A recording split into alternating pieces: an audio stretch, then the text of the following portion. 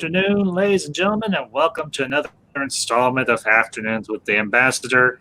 And with me are my two friends, Mountains of Elysium and the Dega Outlaw, author and doctor. And we're going to be continuing our review of Babylon Season 1. And today we're going to be covering the episode Babylon Squared. So, and to the chat, Islam Brook. I have such a hard time. I'm just going to start calling you. It is good to see you. And the Dan23, greetings to you as well. Thank you for tuning in. Gentlemen, we are almost at the end of Season 1. And man, has it been a trip and a half. How are you both doing? Doing pretty good. And as we were saying, this is really ramping up towards some really good stuff. Mm-hmm. Yeah, no, it's going really well. Yeah. Babylon Squared and what is it? War Without End. Those are in my top 5. 3 episodes, or 2 if you want to count it that way, but still. Yeah, because War Without End, it's a 2-parter, but it's technically one episode. So, well, Dan, thank you for being here. I hope you enjoyed the conversation. Like I said, we're towards the end of Season 1 and everything, but it's all good. So.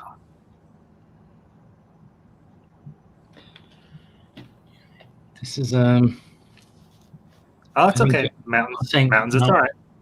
Not one of Delen's best speeches. One of those uplifting. Mm-hmm. I just wanted to bring it up about humanity. Yes, they do not yet recognize their greatness. So, well, guys, this is a time travel. This has got some time travel in it. This is, as I said in the description, this is kind of it's sci-fi, and what goes with sci-fi? Well, time travel. So this is our first foray really into time travel within the B5 universe. We will be visited in a couple of seasons, but I really, you get a lot of backstory. You get a lot of good character moments in this episode, particularly with the opening, which the opening is very comedic because you get our dynamic trio of that actually is, because I wanted to bring this episode has one of the, in all of sci-fi, I consider probably the best example of how time travel should be done correctly, simply because you have the commander, Garibaldi, and Ivanova sitting at a table, and magically a half an hour just disappears, and you have Ivanova pissed off. That is the best way to make time travel. Yes, that is, this episode I think was one of the best written episodes because we also get introduced to another intriguing little character by the name of Zathras, but not Zathras. So, but we'll get to that in due course and everything. Gentlemen, where would you like to begin with this episode? And I swear if you say it at the beginning, I'll mute both of you. Yeah, I'm kidding. Of course. Yeah, but then we're always been here. Sorry. No, that's okay. Well,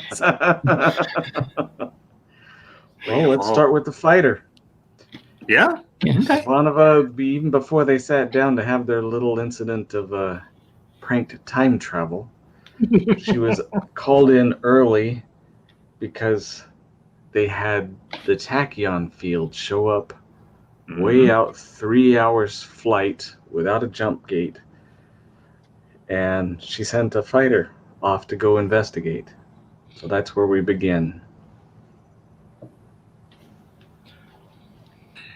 Yeah, and honestly, that was I think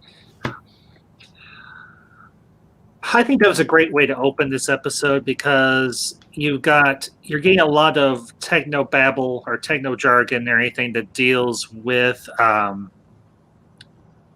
travel, and tachyon fields is one of those things that's kind of universal. It's a theoretical particle, but it kind of, if you watch Star Trek TNG or you watch any type of modern sci-fi, they bring up tachyon fields or tachyon particles or whatever.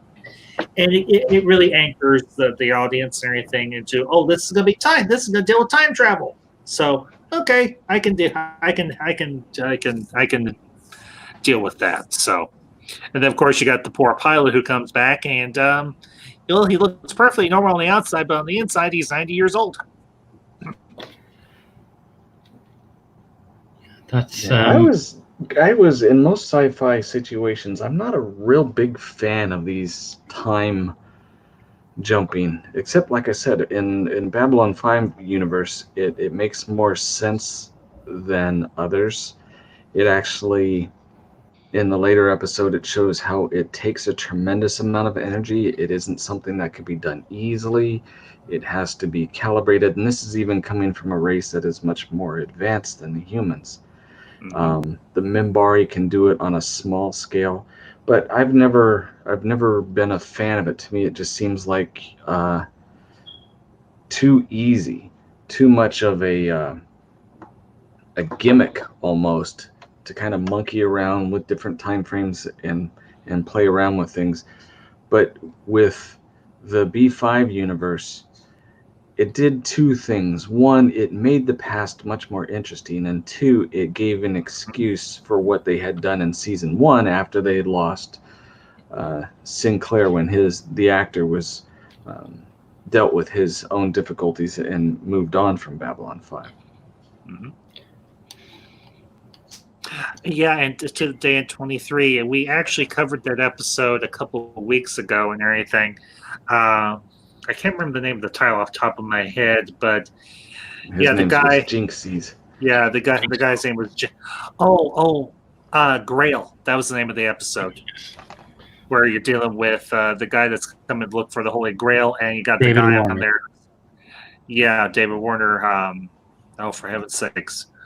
But yeah, that's the episode you're thinking of. Dan 23 is Grail. So, but yeah, when they have the station pop up and everything B4, and they're like, that's not possible. It just went poof, it disappeared, and they're like, well, it's back now. So, and you get that interaction between Sinclair and Garibaldi with the commander of B4. So, go ahead. I was just thinking that they do mention there are discrepancies between this and War Without End, and I've had a theory that the Vorlons have been manipulating time, because it's my belief that a part of Kosh goes back with Sinclair when he does go back. So they have foreknowledge of the future, and they keep time within a line. But right close to where events happen, little fluctuations can happen, like Zatras was captured in the corridor in War Without End, but in the conference room in this episode. So little things that don't affect the timeline can happen. So it's kind of a headcanon to explain away why there are little discrepancies. Yeah. Well, and with any time travel story, with any series, there's going to be little minor discrepancies, and honestly, I don't think that one makes a big difference in the whole overall story and what have you. But the great thing about this episode is it sets up so many pieces for down the road, particularly going into season 3, because that's where you get the 2-parter of War Without End and everything. And of course, we'll get to War Without End when we get to it. But focusing on this episode in particular, one thing that I found very interesting was the fact that Ivanova, towards the end of the episode, she's like, I always get left behind. All the cool stuff happens, I'm stuck here. And because Sinclair and Garibaldi, they had to B4. And I want to get, gentlemen, I want to get your opinion on something. When they have the time flashes and the time jumps, or rather the time flashes, and everybody sees something different. With Sinclair, it was the fall of Babylon 5. With Garibaldi, it was his confrontation with his girlfriend, Lise Hampton. How do you feel about those particular elements of this story with the time flashes? Because that's something that we do revisit in War Without End. It's part of the theory about, for me, it's kind of off base, but those time flashes are not necessarily what we think they are. They could be, and it's only my theory, that it's the Borlons manipulating, because a lot of the events that are foreshadowed do not happen. But to get people working in a direction they need to go, those visions they have, they work fine. Because we do know the Vorlons they appear to you however your deity or whatever you need to be. So it's just a theory. I know it's not really, it's a bit out there, but it's my theory. Yeah, and it's not really a bad theory. The only thing that I would say is the fact that in terms of Garibaldi, this is something that we know for a fact did happen. That him and Lise did have an argument and everything about him leaving for Babylon 5 to be the security chief there, and she doesn't want him to leave. She wants him very much to stay with her on Mars, but he ends up going anyhow. So, and you notice that and everything, after Garibaldi has that time flash, he is very emotionally disturbed about it because it's a very painful memory for him, because he also does still have very deep feelings for Lise. But in terms of the one with Sinclair, I think that one kind of feeds into the War Without End scenario and everything. We see Susan's point of view from that very event. Well, and the other thing is that was a shared time flash, because if you remember, Garibaldi mentions it, I think, in War Without End as well, because it's both him and Sinclair that have that time flash. It's not just the one of them. But in that particular instance and everything, at the end of the episode, Garibaldi, it's just him by himself, so he just has a time flash that's related to him. So honestly, you want my opinion on it? Sure. Yeah, I think absolutely. I like the way the show turned out, but when that episode was written, I'll have to do some more research on it, and I know people are denying it in their writings, but I think what was being foreshadowed there with Garibaldi, I loved his big plasma rifle. That thing was awesome. But yes. Babylon 5, originally, I think they were intending on blowing that beast up and then pulling 4 out of time to fight the war in the future, not in the past. But when Sinclair, the actor, left, I always forget his name. Michael O'Hare. There we go. Yeah. When he left, it made it to where they had to rewrite the story and make it as a possible future instead of what was probably going to happen, and then had to tie in all the loose ends. Made it very, very difficult for the different writers to make everything fit, especially Straczynski.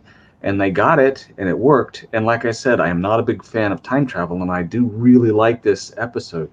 But I think that it was the 2 episodes plus season 2 all the way through the end was their attempt at correcting their messing with time.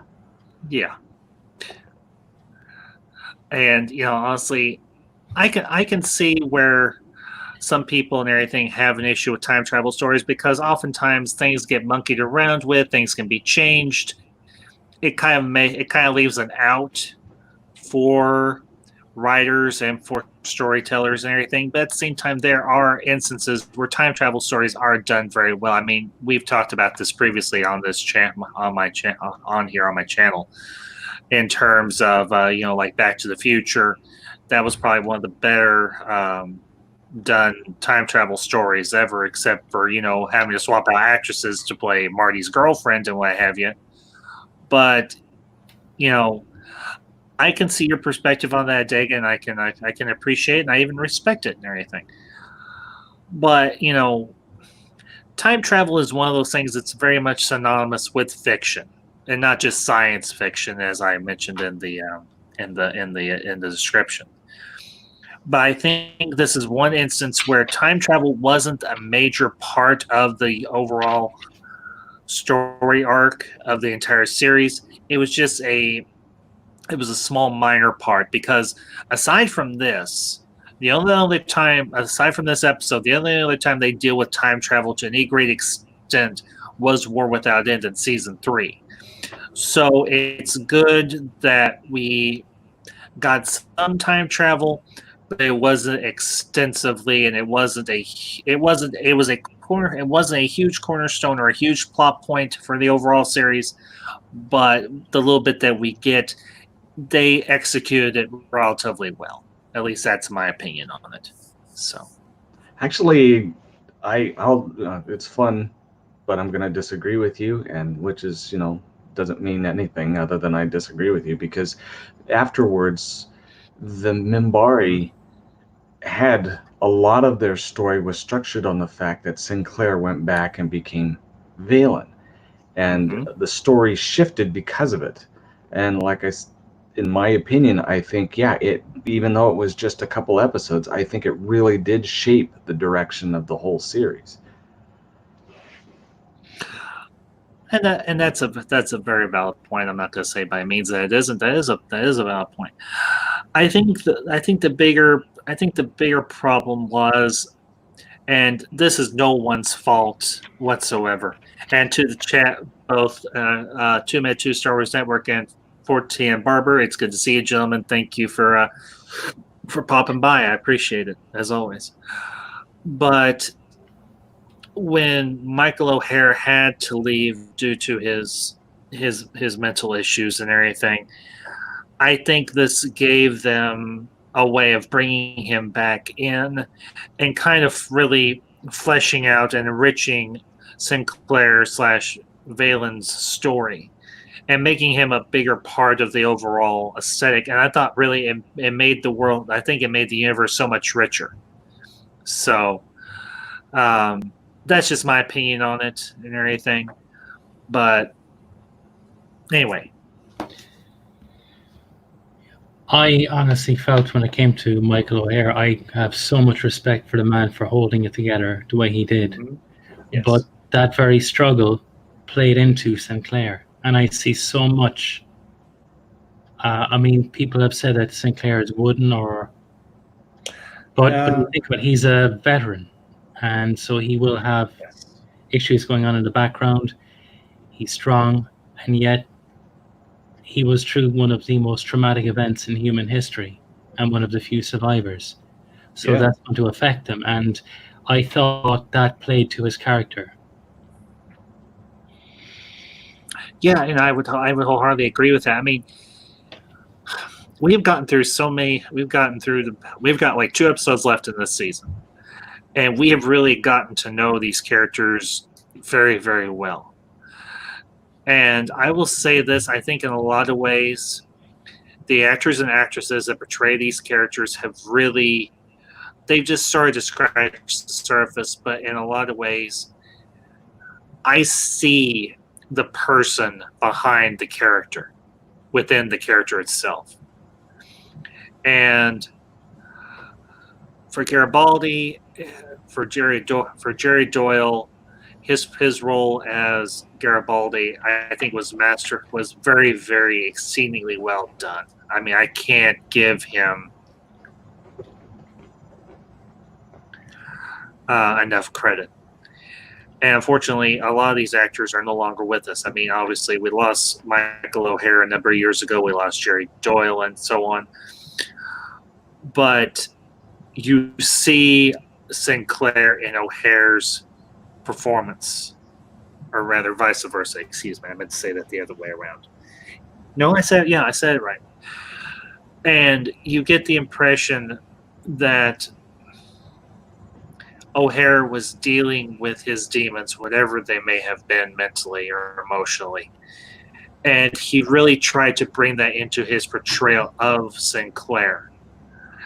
And there's one part in this episode in particular. It's actually during the time jump, and everything with Garibaldi and Sinclair, where you're seeing the fall of Babylon 5, and he's being dragged away by the crowd, separated from Garibaldi. He wants to go down with his best friend because these are two guys that have become great close friends. And 14 Barber brings up a very good point.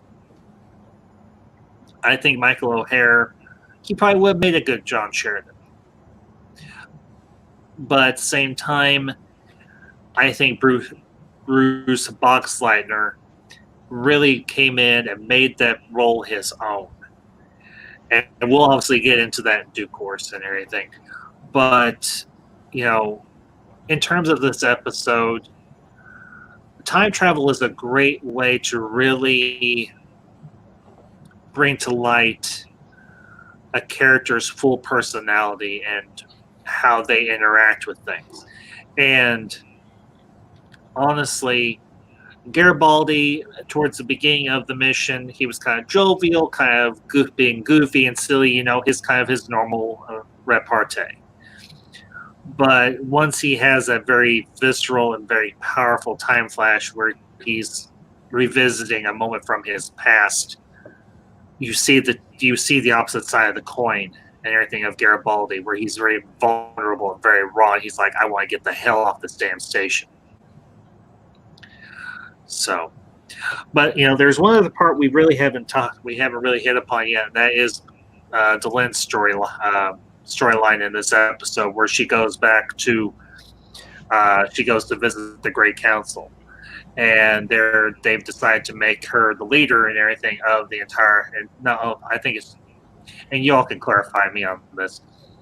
As I understand, they've asked her to become the head of the entire Minbari Society, not to mention the head of the Great Council. Now, the Great Council, in periods of when they had an extraordinary leader, they would have the 9, and then they would have one other who necessarily didn't have a vote, but guided and molded and directed what the 9 were going to do. And that was Delenn's mentor before he died in the war. And they were trying to assign Delenn to that same post, which was a very rare thing. And it was a fantastic honor. But there was always the thing in Minbari, and it shows up over and over again. You have what your family obligations are, you have what society tells you need to be, you have what your training is, and then you also have the calling of your heart. And for them, the calling of the heart supersedes everything else. Supersedes honor, family, training, all of it. And whatever you're messing with, that's noisy. Sorry.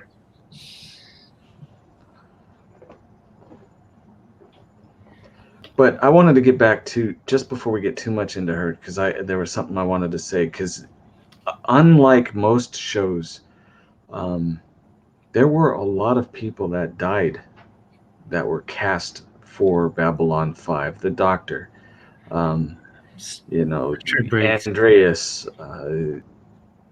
Garibaldi, there were several. And it always made me think, because of the acting was so superb on the show, even when Michael O'Hare was, giving what he could in his time.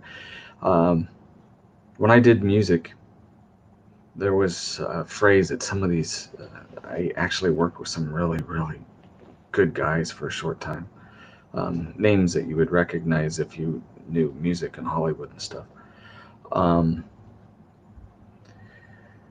But there was always the phrase, leave it on the stage or leave it on the field, for like football or what have you, whatever you're doing, just leave it on the stage. Basically meaning, when you put your effort into it, don't hold anything back. You have to take your heart and throw it at the people that you're intending to, have you as your audience. And for these actors, and it's something I try and live by in everything I do when I put my heart to it, but for these actors, they really did in more ways than we actually realize. They took what they had and threw it into their work. I know the doctor. I'm trying to remember his name. It's not Stephen Firth. I can't remember what his name is. Richard Briggs, I think. Richard Briggs. Yeah. It was always his biggest honor when he talked to people that he worked on Babylon 5, and it was always his statement that in a heartbeat he would be there to do it again because he loved it that much and gave so much of himself to it. Mm-hmm. And that was not that uncommon for pretty much everyone that was there that worked on the program. But I wanted to get that out before we moved on to the Minbari. No, honestly, Jake, I wholeheartedly agree with that. And the term is, you have both right. It's you leave it all on the field or you leave it all on the stage. You leave your tank. You leave your tank empty. It's the idea of the true seeker we were talking about in a previous episode. You give it your all. Yes. You go to the nth degree and everything. You reach for the star. But yeah, and that's kind of a good segue because Delenn is always going back to this phrase, the calling of the heart. And honestly, I think that's something that's true for a lot of us, even in the real in the real world, is that we may have various obligations to this or that or the other, but ultimately we have to answer to the call of the heart. And to kind of put this in a little bit of a Christian context, I think it may be just as accurate. And to give a little bit of background on my position on things, I always believe that the Spirit of God, the Holy Spirit, speaks to us and speaks to our heart and tells us, or at least guides us along the path that He wants us to follow. And I think that phrase that Delenn uses so often, the calling of the heart, maybe not directly, but indirectly has roots in that type of, well, for lack of a better term, theology. So, but, they're wanting to heap position and responsibility, and she says it herself. This is a very great honor. She's like, I'm very humbled by this, but at the same time, I have to listen to the calling of my heart. And even though they don't agree, they respect her position, they respect her decision, and they allow her to return to Babylon 5. So, guys, anything along those lines that you wanna delve in deeper? I was just thinking, like, you're true to a point, I think, but half of the council don't agree with her. When they have the vote, the council is pretty much split, and this is the point where you look at the Minbari, they're well capable of going from 1 to 11 in seconds. Oh, yeah. And this is where I think this episode is where the real break begins. You've heard him in the previous episodes talking about problems at home. Mm-hmm. We've seen that division on the council already in a small way. And there are consequences to Delenn's actions. But as we see in it comes the Inquisitor, she's willing to face that for her beliefs. She is in herself a true seeker.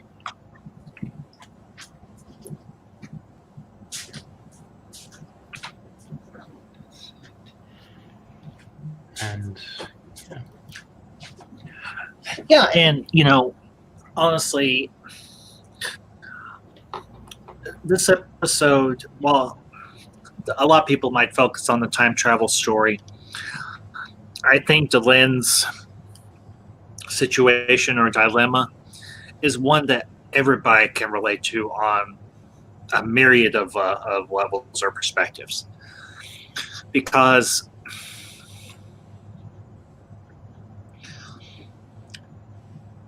Delenn's journey I think, at least from my perspective, her journey really does begin with this episode.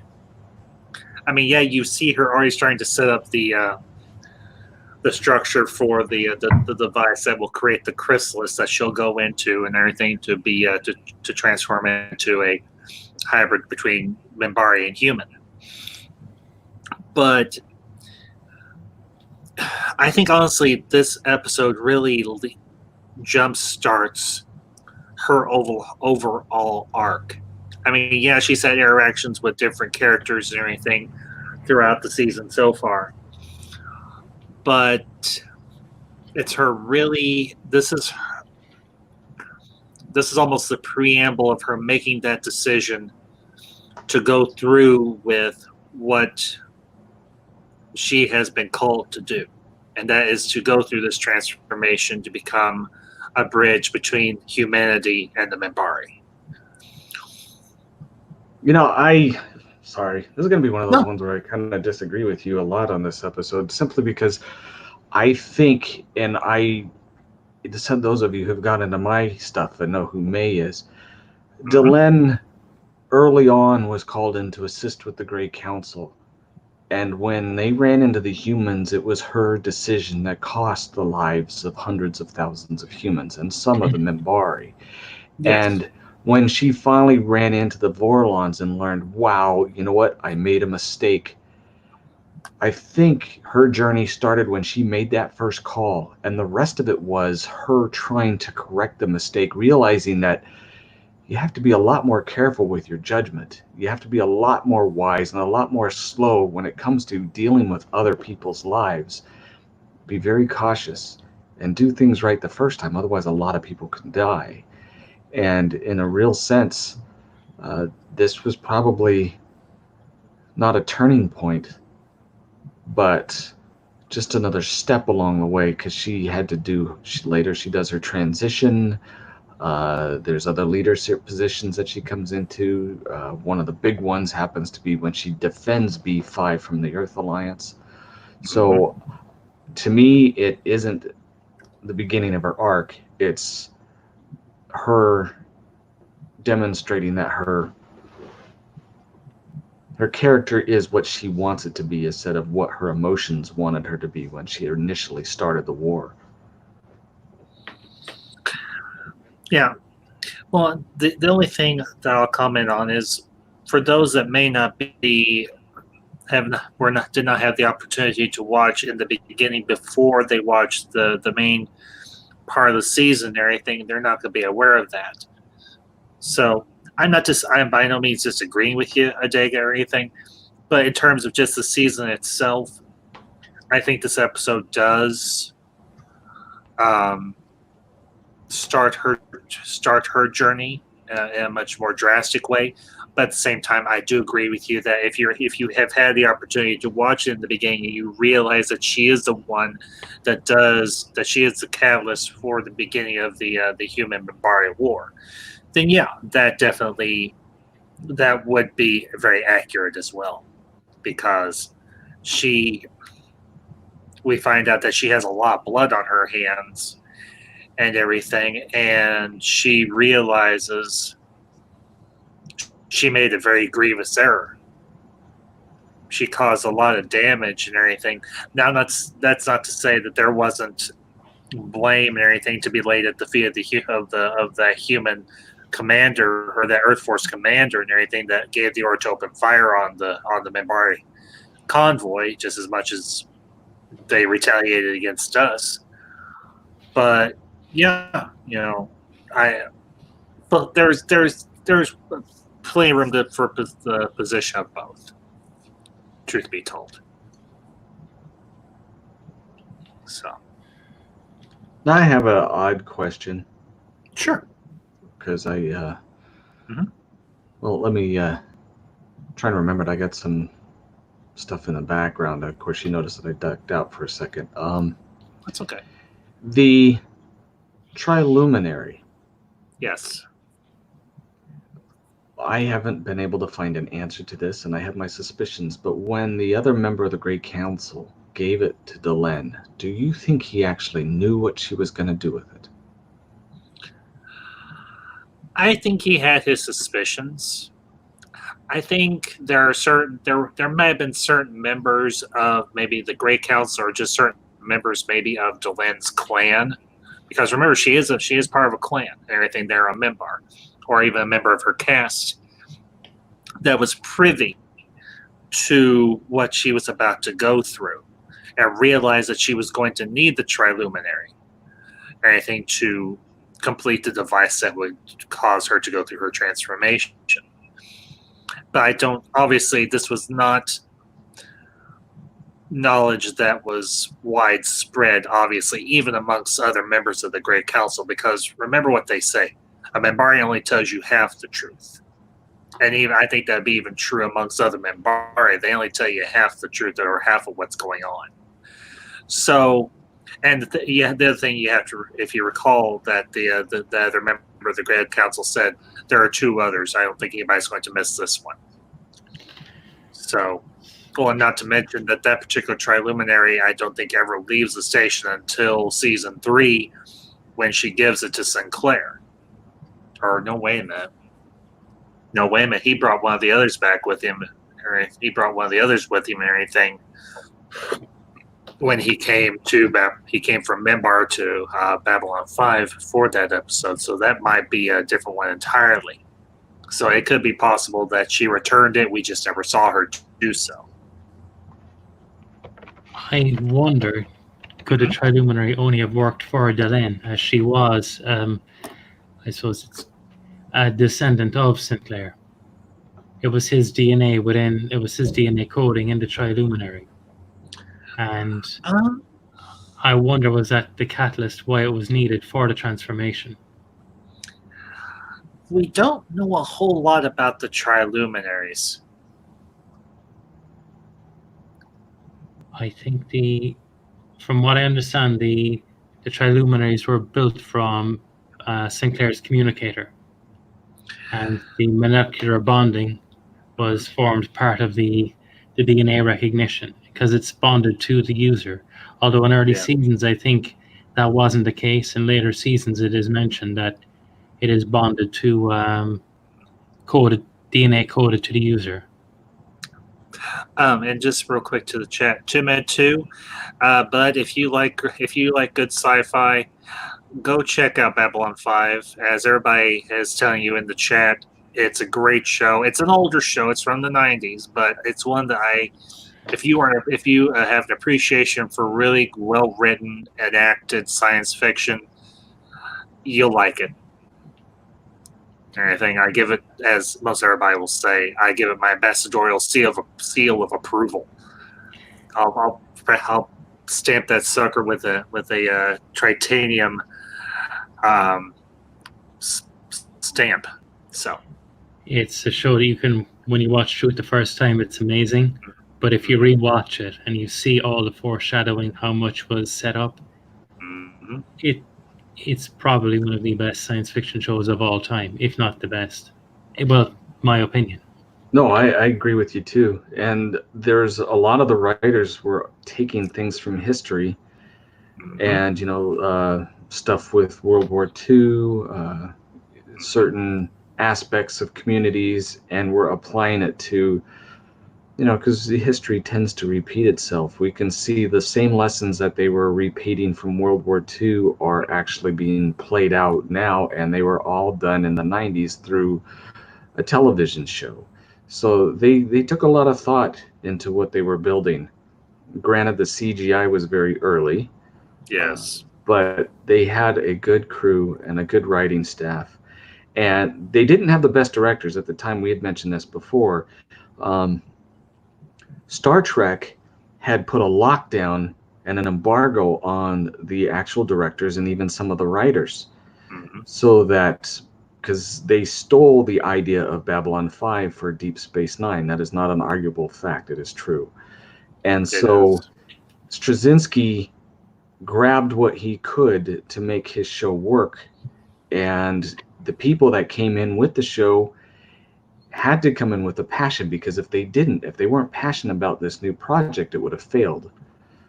So the writing is very indicative about real life and things that they had seen, and use that as inspiration to tell the story through Babylon 5. And again, you want something that's going to hit home, you can watch it, and you'll see that these people were not only historians but also inspired. And that's Josh and Rebecca Menominey's picture. More money. And now it says Project Storyline. So I don't know if my computer's doing odd things or he changed his name or what. I'm not sure myself or anything. I can't get a real good look at it because it's so darn tiny. So, well, either way, Project Storytime. Thank you. Right. Yeah. Thank you for tuning in. Appreciate it. As always, the more the merrier, and newcomers are always welcome. So, anybody that's oh, sorry. Go ahead. No, go ahead. Please. I was mentioning about the when Michelle Barrett makes an appearance in it's either season 3. Season 2 or 3, somewhere along in there. Yeah. The character she played is how Loxana should have been played. Because honestly, in TNG, anytime I see Loxana on the screen, I want to skip the episode. But in that episode where she played, was it the Seer? The Seer. She was an amazing character. Really likable, really strong, powerful, and yet, it showed what she could have been. Honestly, Mountains, I can understand your position. Personally, I enjoyed the episodes, everything with Loxana Troy, and everything. I thought they were. I know that some people say that Trek at times was too jovial or too funny, but honestly, for me, I thought her episodes were some of the best, if not some of the most thought-provoking. In particular, the episode called Half a Life and everything with David Ogden Stearns from MASH, who played Major Winchester, and also the episode and everything where Loxana is repressing memories from, I think it's a daughter that her and Deanna's father had lost before Deanna was even born, and everything. I thought those were a couple of very thought-provoking and very well-done episodes. I thought Majel Barrett did a good job. I know, and as I said, I know everybody was... I know some people are going to say humor is subjective. This is true. I can understand why y'all might not have liked those episodes. I respect that. Me, I did, but that's me. And that's the great thing about science fiction. We can get so much out of things. One person may not enjoy a show, but you get some amazing stuff out of it. And it's the same for this show. A lot of people have dismissed it, but we're talking about one of the greatest shows of all time. Well, and something that I have noticed since we've started doing these reviews and since I started covering this topic, it seems like there seems to be a bit of a resurgence, or at least stuff is popping up in my search history or my search and everything engine on YouTube and everything that is discussing Babylon 5, because it's one of those forgotten gems, but yet people have such a passion and appreciation for it that they are doing all sorts of videos and reviews and lore history on the show and everything else. And we see things from we can see an episode or a series like Babylon 5 from so many different perspectives. I mean, we are just three guys here fanboying about Babylon 5 because we're all B5 lovers. We are people that appreciate well-written, well-acted, and well-crafted stories and characters. And honestly, Babylon 5 is one of those little, it's, to use an analogy, and if y'all don't care for it, that's fine. It was like the little engine that could. It got started at the bottom of the hill or the mountain, and finally reached the top. And when it reached the top, everybody was like, "See, we knew you could do it." And even the people and everything that were working on the show. I mean, this was I think for a lot of people, this was a labor of love that were involved with the show. I mean, if you consider that both Mira Furlan and Patricia Tallman have written books about their time um, on B5, I would say that is very much a testament to their appreciation and the love that they have for their time on that show. So, again, they left it on the stage. They did. There's actual a physical recovery when you put so much out to it. You know, they need a vacation, they need time off, they need to write a book or something else to order their thoughts and get the emotions all tucked back in and everything nice and tidy so they can move on to other work. Well, you know, Project Storytime, they bring up a good point. J. Michael Straczynski is a fantastic writer. He-Man, She-Ra, the Rogue Ghostbusters, Teenage Ninja Turtles, a solid Superman. Just ignore one more day. I have no idea what that is, but that's okay. And Darth Astor, he brings up a good point too. Everybody's going back to the old stuff because Hollywood's putting out crap. And unfortunately, this is true. In a lot of instances, Hollywood is putting out a lot of crap. But there are small pockets, and very, very, very small pockets of the entertainment industry that are still trying to tell good stories. And you have to hunt like hell for them because sometimes they're buried under such a mountain of crap that it's hard to find. But if you search hard enough, it is there. So that's why I think there is hope for the entertainment industry. Is there hope for Hollywood itself? I leave that in the hands of God. I'll just leave it there. I'll leave their rescue in the hands of the Almighty, and His hands are a fair side bigger than mine. So, well, every once in a while, I tend to get prognostication correctly. Every once in a while, and I hope I'm right with this. Because being where I'm at and seeing some of the things that I'm seeing inside different industries, and I'm on a non-disclosure, so I can't really talk about things. Understood. But there are, and you guys know this already, there are people who honestly believe that having stories about things that don't relate to the majority of people and written for those are supposed to be celebrated in such a way that everything else gets crowded out or shut down or silenced. There's nothing wrong with those stories. It's just the fact that it doesn't relate to most people's hearts. And it's okay to watch a B movie sometime. It's okay to watch or read a book written by an unknown author for whatever ideas and images that they want to present. Mm-hmm. But for the vast majority of the people, the idea that they want in their mind is the ones of hope, the ones of heroes, the ones who conquer, the ones of strong families and love that conquers. And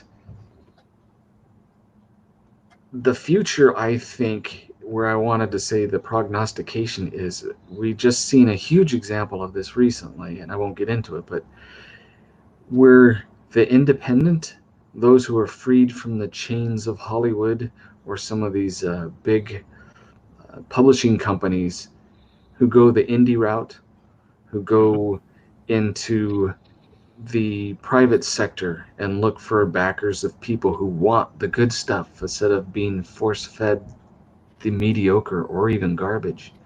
Yes. I foresee that being as more of a future, and eventually it will take hold to where they're, instead of being a Hollywood, they'll be with the new cameras that people are getting on their phones, the real simple programs to purchase. Some of them are even free, to where you can edit and do things and have a few friends put stuff together that is just really, really good.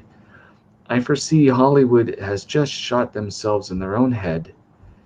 The publishing companies, from whether it be news to books or what have you, has just burnt their own books. And the rest of us see it as sad to watch the old burn, but there's an opportunity there for a new future and a brighter future where everyone will be able to have a voice without drowning somebody else's ideas or visions out, where everyone will be able to participate regardless of what field they want to present, or what emotion they want to express, or what ideology is had. They could all be there, and it will be like a smorgasbord. And granted, most people are going to go for the roast beef, and very few people are going to go for the green beans. But it will be there. And I like that future far better than what we're going through right now. And it's just a little bump in the road. It's a noisy bump. We can feel it go through the shock absorbers right up into our hearts and brains and rattle us good. But we're going to get over this hill. And it's going to be better on the other side. Yes, it will. And appreciate things much more for that bump, I think. Or I hope, for a short while anyway, then we'll repeat the same mistakes. Maybe, maybe not. I'm assuming. Well, and here's the thing, and then we're probably going to wrap up here in a few minutes. But here is the thing, and I know folks would kind of gone off a little bit of a tangent and everything, but sometimes the tangents are where the really important conversations are had.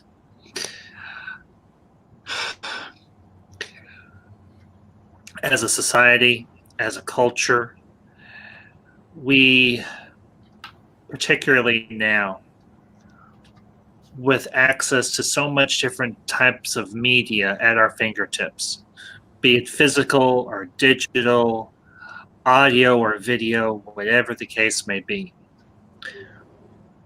Channels, and this is not me trying to pat myself on the back, but channels like mine, channels like Loki's Wings of Mischief, and so many others. And Adega, who is an indie, he's an independent content creator. He is as I mentioned at the start of the stream, he is a very talented and gifted author. I cannot sing his praises high enough or loud enough. I'll do so until I lose breath. We have the opportunity to remind people of what we are going up against right now, and so that we can be a bulwark against repeating the mistakes of the past. Because these videos and these live streams are all a part of a larger tapestry that tells the future.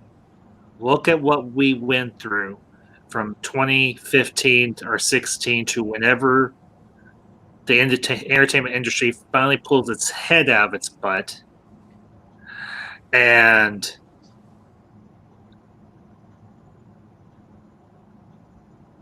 don't repeat what we did. Don't repeat what we had to go through to get good stories again. Whether it is the written word, whether it is movies, whether it is video games, whatever the medium is. Don't repeat what we had to get through to give you what you have now.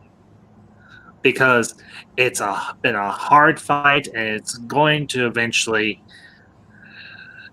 We're going to hit a nexus point where this fight is going to turn. And I think it's going to turn for those that want good quality entertainment, that want good stories, that want good escapism, because you can only take so much of the real world for so long before you start to go a little batty. Let's put it that way.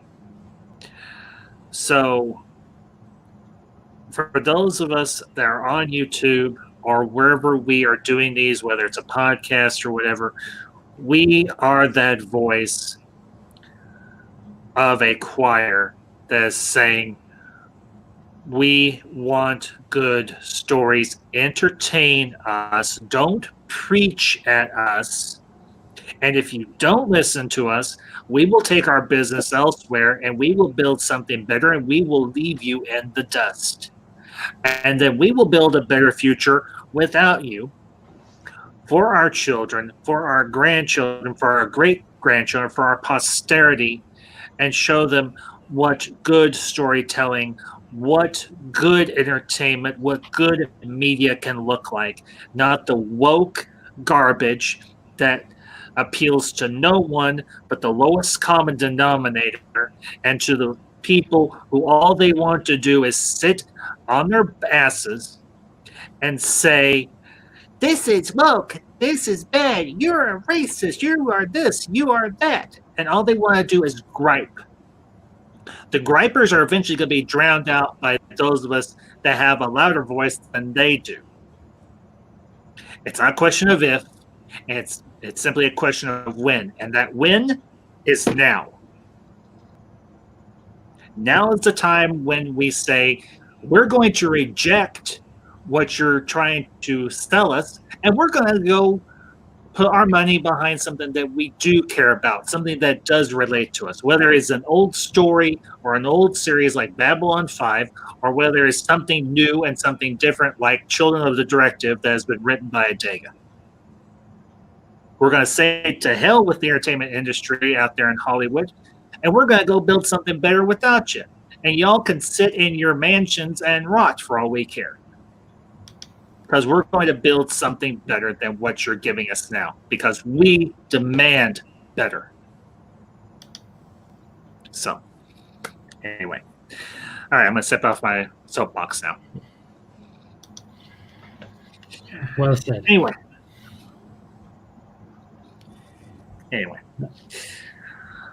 All right, gentlemen, is there any closing thoughts on this episode that you want to bring up before we wrap up? I suppose just one small thing. It was something when I was reading through the Lurker's Guide that the spacesuit used were from the movie 2010. Why does that not surprise me? They were the only spacesuits that were available for the people they get their props from, and that they said they saw it and they said, "Ooh, that looks a bit too much like 2001." They said they tried to change it, but they said they had to work with what they had.